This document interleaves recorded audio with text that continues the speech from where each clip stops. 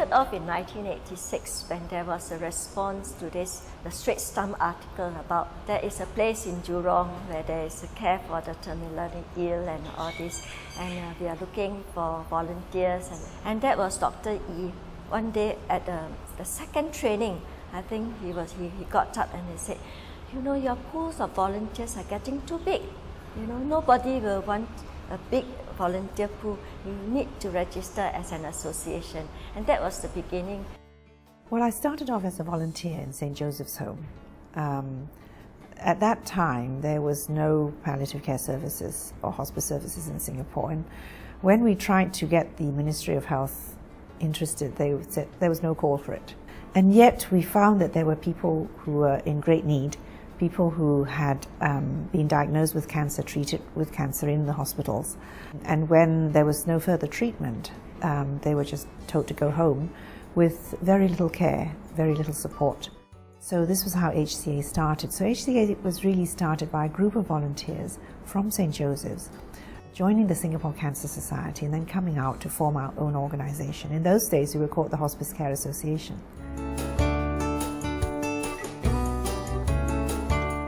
Really, it was a crisis that brought Dr. Seet into HCA. I thought the best person to turn to was Dr. Seet, who was running Dover Park Hospice really well. And I went to her again and I said, look, we've got this problem in HCA. It's the means test. We don't know how to deal with this, and we're going to run out of money very soon. Will you help us? But I was certainly very grateful that she did, because what she did was she turned us around financially. The service was already running. At that time, we already had Dr. Akhilesh on board as our medical director, but we needed the funding. We needed the Ministry of Health funding. And I think you should hear Dr. Seet's version of how she turned HCA around, and from being a totally loss-making charity that was unsustainable to one that was actually, you know, building up reserves, and you know, so she was a real genius at that.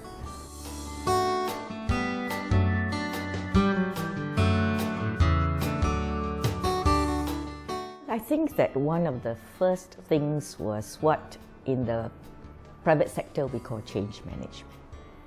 And the reason for the need for change was that we had to get ourselves from the negative side of a ledger into a positive side of the ledger.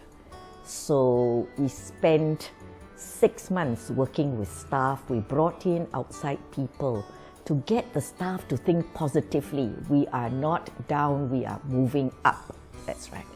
And at the same time, I spent a lot of time working with NCSS and the ministries to tell them that we are moving along this way, so please give us time, 2 years, to get this change in place. And the good news was we did not need the 2 years. We did it within 13 months. And I really am very grateful for the volunteers who helped me. And yes, we did it all with volunteers. You know, the private sector came in. My vice president then, Ruby, brought in people to do training, to mentor, you know, to the leaders in this organization, and we just moved it up. And within 13 months, we turned the organization around.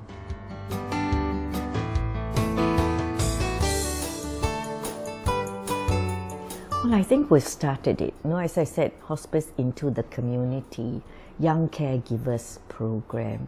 And now we have this movie which we have put out so that we can send it out to the schools, because we don't have enough people to cover all the schools who want us to go into them. Don't Know, Don't Care. It's a wonderful, you know, movie, and the necessary stage people have done a good job with it.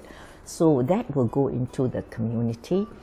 And I think the biggest challenge will be to get working with the doctors in the community.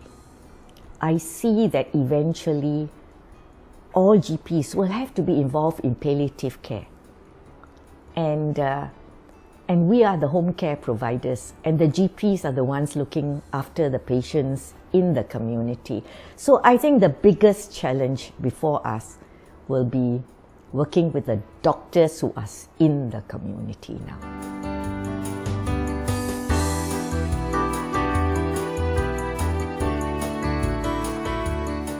I've always been, always will be a fan of HCA. I think we should always go back to the basics and remember what we're here for. We may build large organizations, all sorts of things, but we must remember that the patients are, the reason why we're here. And we must keep our eye on the patients. And so I think whenever I get lost or I don't know what to do, I start thinking about, well, what is important for the palliative care patient? And I think that's what we need to guide us. The message to my staff is thank you. You've worked very hard over the years, and keep on working hard. And the road ahead is hard work, all right? But the blessings are very great. So I think that we will be blessed as we work with our patients. And and a message to our volunteers, I'd really like to thank you because you are wonderful. Without you, HCA would never have got out of its rut and never become what it has become today, right? I am a volunteer, and I value the fact that you came along beside me and we all worked together to bring this up. HCA, when I think of you, I feel very proud of you, and I will continue to be proud of you. And I wish that all of you, all in the team, the nurses, the doctors, continue to have the heart and love. And I only wish you peace. Peace in your heart, in your families, and in your workplace. And with peace, you can do wonders.